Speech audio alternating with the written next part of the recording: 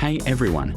Welcome back to the channel. Today I'm going to show you how to fix that your device isn't compatible with this version error in Farming Simulator 26 if you can't download or install the game from the Play Store. Don't worry, I'll guide you step by step with easy fixes for Android devices, so let's start the video step-by-step guide.